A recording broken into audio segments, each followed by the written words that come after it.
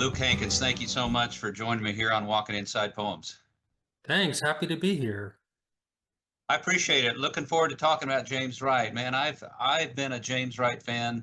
This is going to tell you how old I am, but for well over 50 years, actually. Maybe not well over, but over 50 years. And looking forward to talking about the poem you chose. Can we start with just a little bio of you? Just tell people who you are. Yeah, sure. I am a writer and editor and publisher. I write poetry primarily. I also do some translation from French language poetry. I've published several poetry collections, a volume of translations, a collection of essays, edited several, edited or co-edited several anthologies.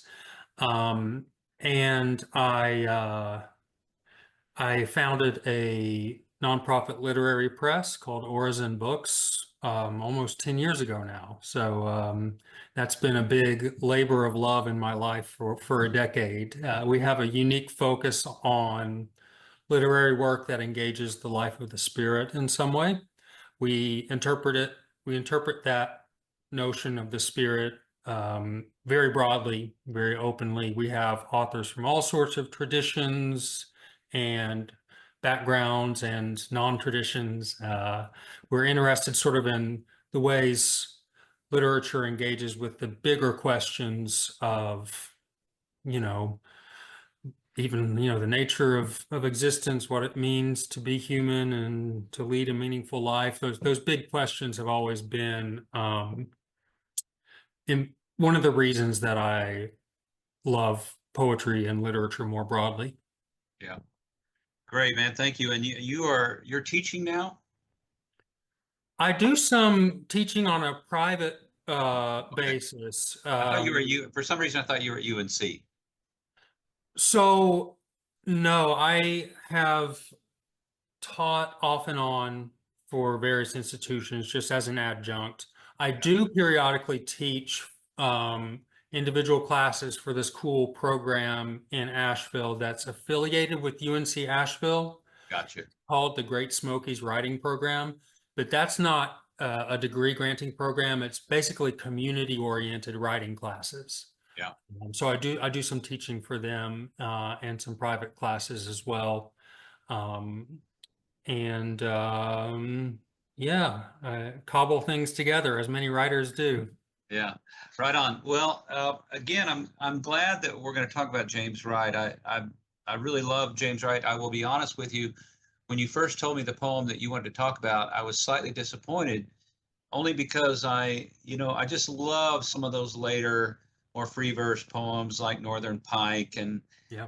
and the Lying in the Hammock poem. I don't remember the entire title. William Duffy's Farm, I think. Yeah, a lot Um, of lying in a hammock at William Duffy's farm in somewhere yeah, in and and the Minnesota. and the Jewel and so many others. But I will say, I'm after thinking about it and looking at this poem, Saint Judas, that you chose, and going back and looking at the entire Saint Judas book, I'm really pleased you chose it because I think his earlier work is too often overlooked.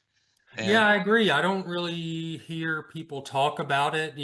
He was writing in received form for a long time before he made sort of a transition where free verse became his dominant mode. And he's excellent at both. I mean, some of his early poems, yeah, feel a little stilted and a little too much like they're imitating Frost or whoever. Um, but some of them are spectacular, including the St. Judas poem, which I really love. So I think it'll be cool. People have probably read and heard a whole lot about lying in a hammock and a blessing and um, what's the name of autumn begins in Martins Ferry, the Ohio. football poem? Yeah, exactly. So I thought, should we really talk about those again? Maybe we could try a different side of James Wright. Yeah, well, great, man. I appreciate it again that you chose that poem. Let me read the poem, and I will just say that my I bought this when it was new. Oh, cool. I believe it was I've 19. got the I've got the rehashed version. Right on. I think it was 71 or 72 when I bought this. So yeah, again, that dates me. But Let's see. Let me Did go you ahead. ever hear him read in person? I No. did. I could have. I was around and actually was an English major when he was still alive, but I never got the opportunity, Hmm. unfortunately. I've certainly seen him a lot online with the different YouTubes and whatnot. But Yeah. okay, let me read the poem then. Saint Judas. When I went out to kill myself, I caught a pack of hoodlums beating up a man. Running to spare his suffering, I forgot my name, my number, how my day began, how soldiers milled around the garden stone and sang amusing songs, how all that day their javelins measured crowds, how I alone bargained the proper coins and slipped away. Banished from heaven, I found this victim beaten, stripped, kneed, and left to cry. Dropping my rope beside, I ran, ignored the uniforms. Then I remembered bread my flesh had eaten, the kiss that ate my flesh. Flayed without hope, I held the man for nothing in my arms. Yeah. So powerful, man. He just he was a great craftsman. That there's just a way that he used language to I don't know, there's this intense loneliness and sadness, but at the same time, sort of a celebration of life in just in the way he uses language. Yeah, there's a profound compassion, I think, for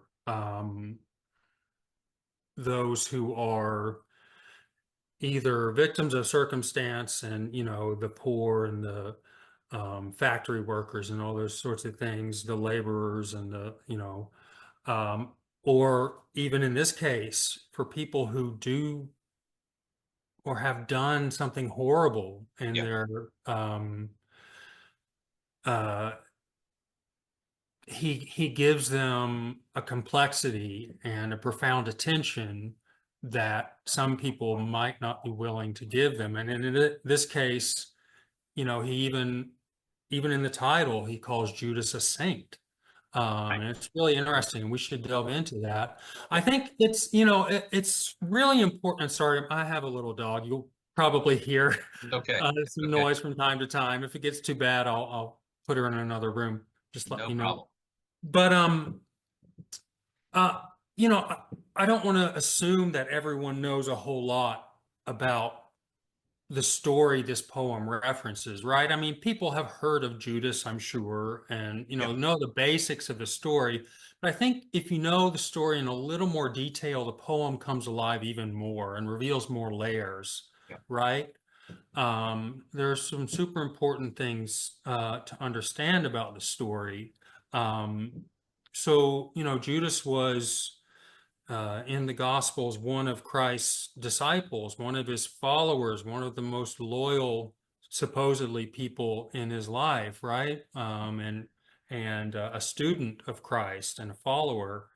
And it turns out that he decides to betray Christ and take a payment to turn him over to what were the authorities at the time in order to be tried and ultimately crucified.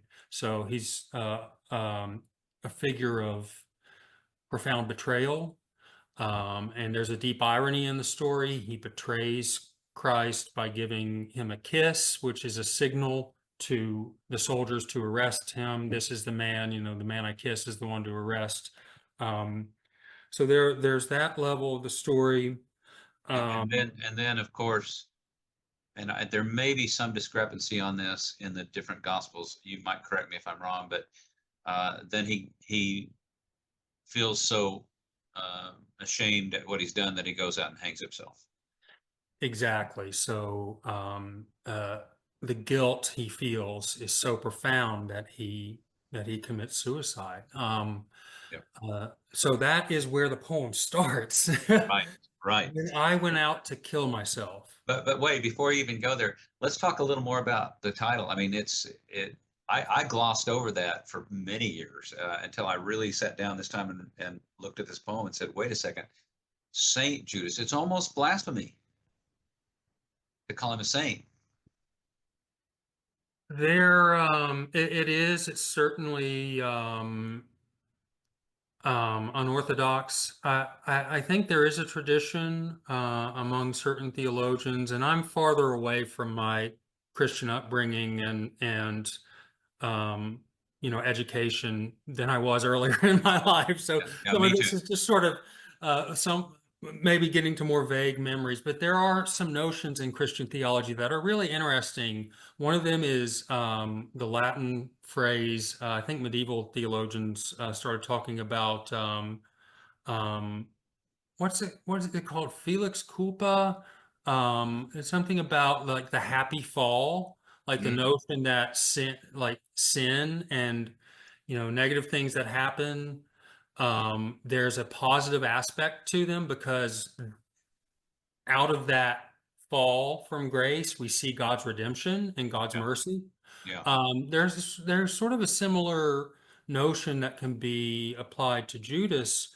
Um, Without Judas's betrayal, Christ might not have made the sacrifice, which is the reason that we revere him, or that many people revere him, or right. as Christians would say, the means of our salvation is through that sacrifice. So there's like a deep irony to the fact that the betrayal also allows God's redemption in a more profound way than it could have happened without that betrayal.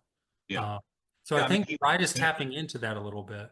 in a sense, he was chosen to do this, right? Exactly. In a sense, appointed to be the one to do a terrible thing Yeah, for an ultimate good. So it's right, a right. complex moral situation. And I think I recall, and yeah, it's been a long time since I've studied the entire Christian doctrine, but those alternative uh, gospels, Dead Sea Scrolls, what are they called? Other things they're called. I think there The was one. Apocrypha, and there's like the Gospel of Thomas. Yes, yes. I think there was one that actually said Jesus asked him to do this, that he was Mm, instructed to do this by Jesus. So who knows? But the point is, as you make a big picture point, is we associate this man with the one who betrayed Christ and then who felt the deep guilt and killed himself. And that's where we start. And obviously, by calling him Saint Judas, we know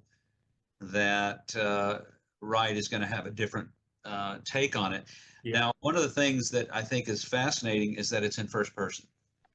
If Mhm. this were in third person and he was talking about Judas, it would be one thing. But I think, and I don't know if we want to get into that yet or if we want to start looking at a few of the lines because it's so rich. It's only 14 lines. It's a sonnet, Yeah. um, but it's every line is just packed here. Um, but have you thought about the fact that it's in first person, what that might mean? Well, one of the things that's interesting is that the title is signaling Judas's sainthood, but we don't see any indication of Judas forgiving himself or feeling Right. saintly himself in the poem. This is not a poem of, him elevating himself to the status of a saint, right? Well, true, but there is the sense, and I don't want to push this too hard, but being in first person, there is the sense that the fact that he, instead of killing himself, he ends up acting like the Good Samaritan in the poem to save this man from the pack of hoodlums. So he is sort of Right. Well, taking my his own. reading is that that's just momentary. My reading is that he goes on to kill himself after is how I imagine it, but I suppose that's not a necessary reading. Well, It's I not think it's I think narrated in it's the poem. true. I think you're right, but Let's go. Let's go through the poem bit by bit. Let's. yeah, just to complete the thought, I do think there's a possible reading here that he is, since it's first person, he is elevating himself a little bit, kind of rationalizing the fact that, hey, I'm not all that bad. Yeah, I'm ridden with guilt, and yeah, I'm going to go ahead and kill myself. But by the way, look at me. I just saved a guy. And I Hmm, I don't want to push that maybe. too much, but Yeah, I see it more as um, he feels shocked that he forgot his own situation for a yes, moment. yes, And yeah, it surprises him. I don't know that how much goodness he sees in it. Maybe. Well, let's go through it bit by bit. And I think you're right. I think it's Wright calling him saint. He's not calling himself a saint. Wright's calling him saint, but then we have this first person narrative. Okay, when I went out to kill myself, what an opening. Yeah, What, talk about a line that just plunges you right into yeah, the heart of the emotional and dramatic situation. there is Just so delivered, much pain in here, yeah, and and it's just delivered so straightforwardly, no yeah. embellishment. It's just, it's matter of fact. When I went out to kill myself. I like the enjambment there. I caught, and of course he does that in part for the rhyme scheme, but it does have an interesting little I caught. Well, that's one of the most successful, formal poems when they're using things like rhyme and meter is when, yeah, it breaks in a way that fulfills the formal requirement of the rhyme and or the meter, but it also is a meaningful line break, not just in the arbitrary sense of the form, but in the sense of adding complexity and meaning and layers to the content, which I think you're right, this does. What does the cop do for you as a reader? Um, I'm not sure. It does add, as you said, some complexity there. It is just that momentary or that momentary pause of what is it you caught something. I caught when I went out to kill myself. I caught. Yeah, Yeah, it's I an don't know. interruption, Yeah, right? Like yeah, he's determined, he's made up his mind, he's going out to do this, and then there's you know, he caught sight of something, but also it caught him. It caught him out of the action he was in the middle of yep, yep. creating. So it's moving in both directions, that catching. Uh-huh. Yeah, yeah, that's That's good. really great. And rhythmically it works super well because that pause, that line break gives us is also a mimetic, an imitation of that feeling of being caught and stopped in Mhm. your tracks. Yeah, good, good. And so Back he to the catches a pack of again. hoodlums beating up a man, running to spare his suffering. I forgot my name, Yeah, my number, how my day began. So there's this moment where he's taken out of himself by through empathy. right. And already there's an irony here, right? Because if we know the story, it's ironic that he's having pity for a victim when he has just Yes, made a victim out of Christ. He's just yes. betrayed Christ and been the source of Christ's arrest. And my name, even though it's sort of ironic that it's almost like he knows that his name will now be associated with betrayal. I Yeah. forgot the fact that I am betrayal. And then Mm. how my day began. My day began by betraying Christ. Well, what about my number? I forgot my number. What do you make of that? Yeah, it's an interesting little bit. I think James Wright, the poet, is imposing a little bit of modern Mhm. idiom there, Mhm. like my number is up as an Ah, expression. okay. My I social also security number, my driver's license number, my well, identity. but also the expression "my number's up" means I'm Yes. done for, I'm dead. Yeah. This Like may be a maybe. this may be a stretch, but I thought about he was one of the 12 apostles. Oh And no, that's good. I hadn't thought of that. it's I bet that's in there as well. an That's a important layer. number. Yeah. And the soldiers milling around the garden stone. Now we really have the image of those soldiers who he milled around and waited for him to betray Christ with the kiss. And they're Uh, singing amusing songs. There's another layer of irony there. Like the soldiers are just, you know, it's another day in their life. It's not a big deal. They're joking around with each other mhm, mhm. when a monumental event is occurring. It reminds me a little bit of the dog scratching his behind in Auden's poem about the fall of Okay. Icarus. Okay. Yeah. Yeah. Although I don't know that you would call these Roman soldiers innocent exactly. They were, you know, um, occupying and dominating, and they were occupying the Jewish people, and so they weren't exactly figures of innocence. But anyway, for them, it was just another day. The point being, Oh, I alone bargained the proper coin and slipped away. Of course, the proper coins were I think 30 pieces of silver, if I remember correctly. that's correct. And that word proper there again, I think there's so many instances of irony and different types of irony happening in this poem, and that's another one, the proper coin. Well, the proper, I guess, being the right price, the price agreed upon, but proper in the sense of something morally or ethically proper. They definitely were the opposite of that. So there's Right. an irony there. Yep. Yep. And slipped away. Vanished from heaven. That's where we get, I think, he can't, he's relating the story, and it's not as if he thinks that this small action of pity for a victim of a beating has redeemed him. He still sees himself as banished from heaven. True. Yeah. Yeah. I found this victim beaten, stripped, kneed, and left to cry. Dropping my rope, and of course, that's the rope that he was going to hang himself with, or still might. We don't know. Right. That's the thing, we don't know if this experience, this momentary Good Samaritan experience on his way to kill himself somehow changes his mind. Am I incorrect in that?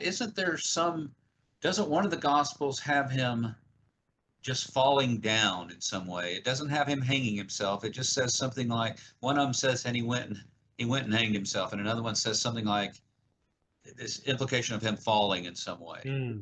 I don't remember, but that's certainly possible. Okay. Okay. Dropping my rope, I sighed. I ran, ignored the uniforms.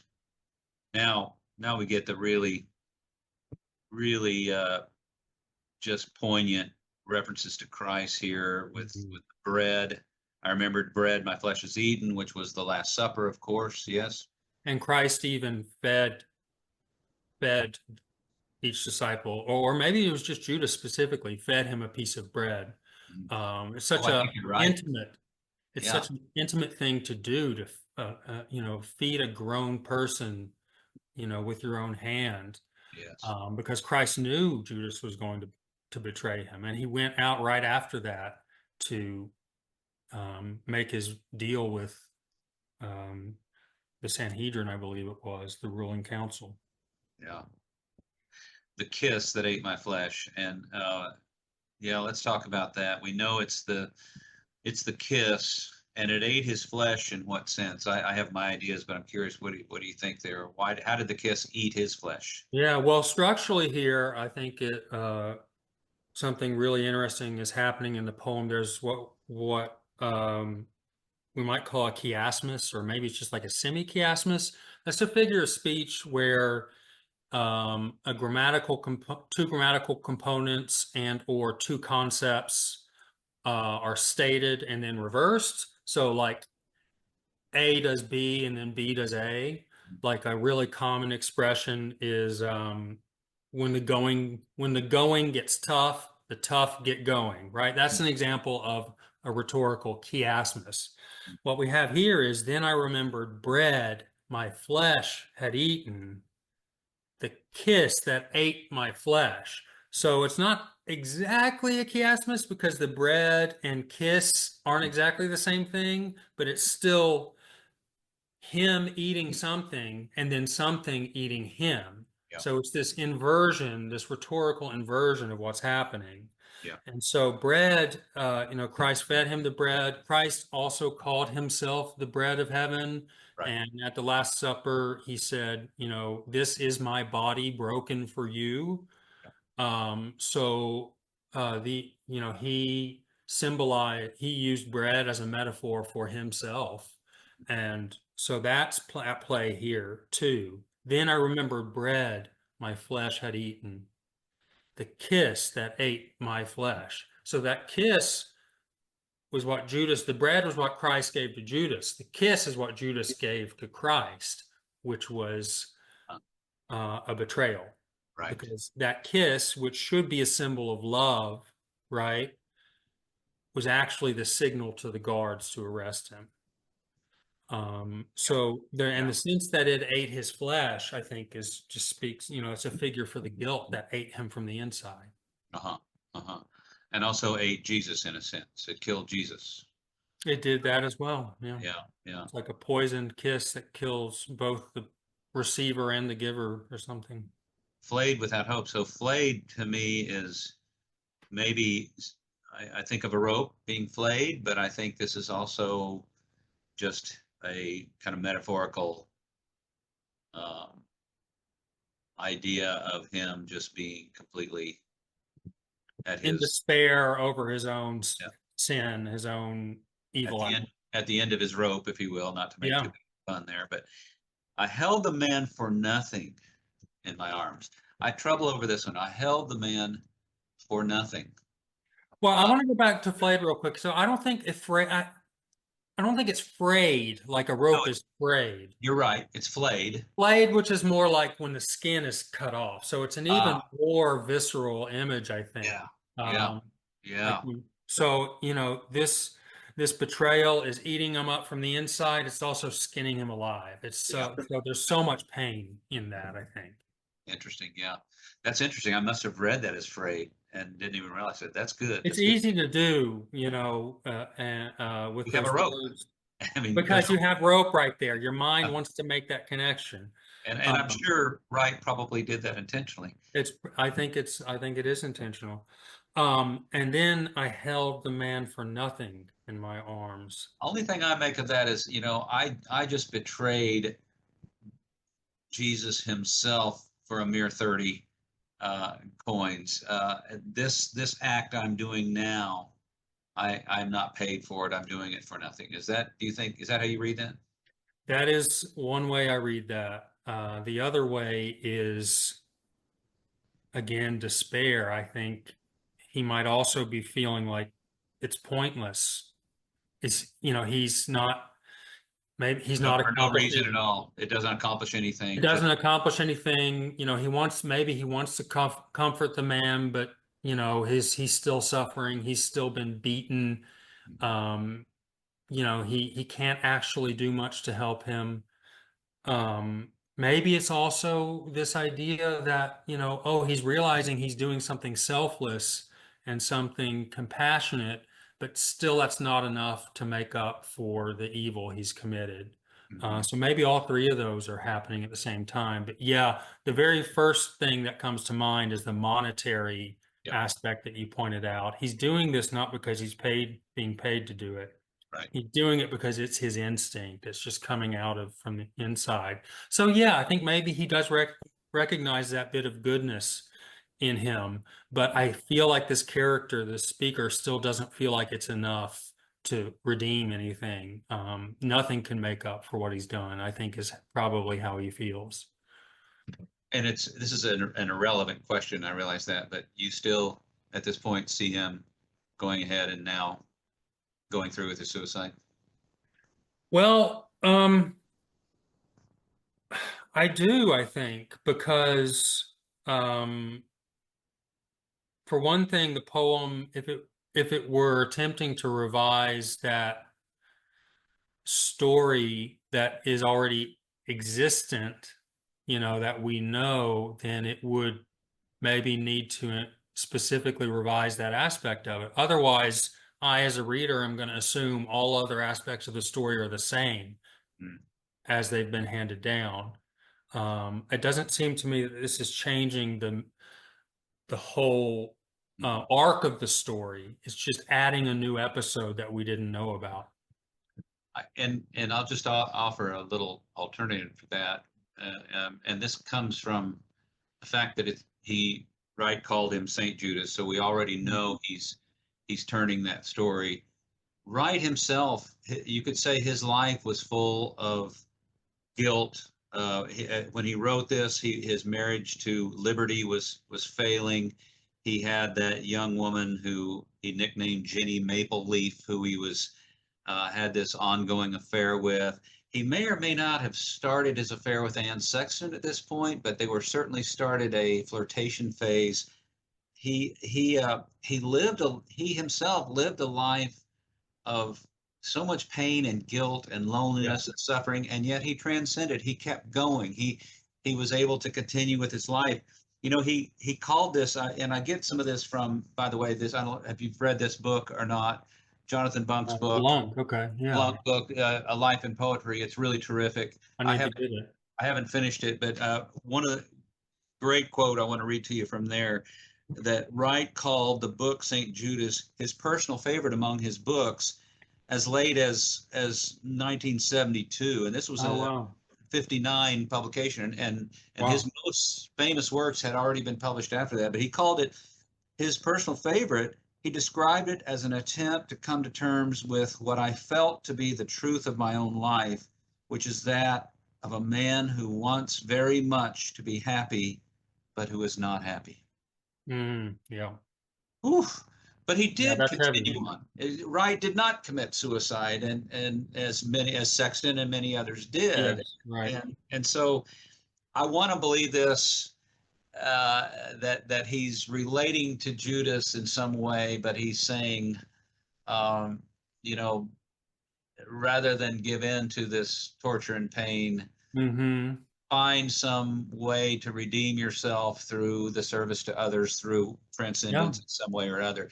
And who knows? But that I No, think that's an that's a totally valid reading, especially when you bring in the autobiographical element. Um, and yeah, I think I can definitely see if we're reading this version of Judas as a figure for the actual poet. I wasn't necessarily reading it that Mhm. autobiographically. I was thinking of it more as a character from a story. But yes, if you apply it directly to James Wright, the man, then I can certainly see why your reading is valid. Um, and I think it's important because we all do things of greater or lesser magnitude that we will always feel guilty for, Yeah. right?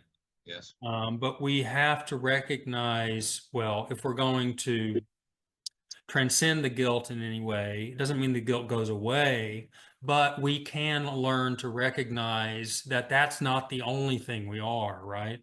That Yeah. we have not only done things we regret, we also have more positive aspects of ourselves that we can nurture and learn to recognize and attempt to do service to others. So I think it's important psychologically, the notion and even spiritually, the notion that this poem, drives home so powerfully through the character of Judas.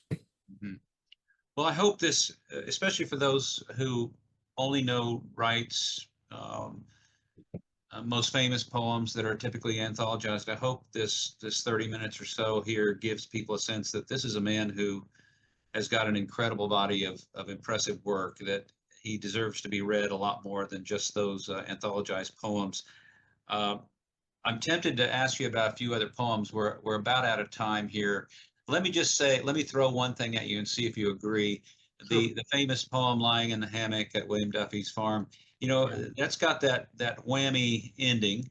I have wasted my life, and I relatively recently heard someone talking about that poem in a way that turned my head around about it. For all these years, I thought, gosh, what a horribly depressing poem is a man who's wasted his life. But the point I don't remember who this critic was, he was making the point that no, actually, this is a beautiful moment, because here he is lying in this hammock, and he's happy. He's content. He's at peace with himself. And yes, he's saying, I should have been doing this all along. I've wasted my life to not be lying in hammocks like this more often. But it's positive in the sense that he recognizes, ah, now I can move forward in a way that I know, that this is more important than some of the crazy things I've been doing. Yeah, I think that poem has one of the most, I would say, like multivalent endings possible, in the sense that you feel like it's moving in different directions at the same time, or it has multiple effects, multiple readings at the same time. Yeah. It can mean so many different things, and that's part of why I think it's become such a classic. When I read it, I have all sorts of possibilities simultaneously turning in my mind for how to read that ending, and the poem doesn't tell us exactly how to read it. Yeah. I don't know if you saw it, but I have an essay in conversation, sort of a hybrid essay, co-written with a wonderful poet, Nomi Stone, um, in American Poetry Review. Oh, there we go. Yeah, in the Yeah. January, Yes. February Well, issue. It's going that's to how be in. that's how I Okay, found out about you. I wondered. Yeah, I wondered. But it's going to be the introduction for an anthology we're doing on poetic endings, out with Texas Review Press in the fall. But something that we mentioned in that essay is, the number of different ways to read that ending. He could feel like um, he's always been just a lazy, sort of good for nothing, not really accomplishing anything. He's always just been lazing about in hammocks like he's doing now, and so he's wasted his life, right? Well, but because of the deep sensory attention the poem is paying to the sort of farm surroundings and the natural world and all the sensory impressions, maybe the speaker actually feels like he hasn't spent enough time um, doing this type of nothing, Mhm. where he's just taking the world in and experiencing it. So it can mean those two very opposite things. It could also mean, he's spent his life in cities and hasn't been close enough to the natural world. It could mean, um, he could be referring to the poem itself in a way. I haven't been turning my experiences into art. I haven't been writing poems as much as I should have. So I've been wasting my experience and my life in that way, and more, and on and on. There are so many different meanings that line can carry. And I would imagine that the poet wouldn't want us to have a singular meaning in mind. I Yeah. think he wants us to feel all the various possibilities for what that might mean simultaneously. Yeah, maybe I got that from you in that little essay. But yeah, and by the way, I just today, for some reason, it hit me out of the blue that the poem is called Lying. And you also could read this. He didn't say, in a hammock. He said lying in a hammock. You could read this as an unreliable narrator. Ooh, I'm I hadn't lying. thought of that I'm, I'm, possibility. I'm in this hammock lying to you. Okay. Well, hey, let's return to St. Judas, and if you will you read the poem to take us out? Happy to. Thanks so much for having me. I've really enjoyed our conversation, and it's always great to have another keen eye and ear and mind to bounce ideas off of and interpretations off of. Thank you so Well, much. you bet, man, and that's the whole point of these episodes, and I appreciate you doing it. I will definitely put links in the show notes so people can find you and find the things all the interesting things you're doing for sure. But yeah, go ahead and read this poem and take us out. St. Judas. When I went out to kill myself, I caught a pack of hoodlums beating. I'm going to start over. Sorry. Yeah, it's okay. When I went out to kill myself, I caught a pack of hoodlums beating up a man. Running to spare his suffering, I forgot my name, my number, how my day began. How soldiers milled around the garden stone and sang amusing songs. How all that day their javelins measured crowds. How I alone bargained the proper coins and slipped away. Banished from heaven, I found this victim beaten, stripped, kneed, and left to cry. Dropping my rope aside, I ran, ignored the uniforms. Then I remembered bread my flesh had eaten, the kiss that ate my flesh, flayed without hope. I held the man for nothing in my arms. Well read. Luke Hankins, thank you so much, man. I appreciate you doing this. Thank you. I hope we'll meet in person sometime. I hope so as well. Take care. Take care. Bye-bye.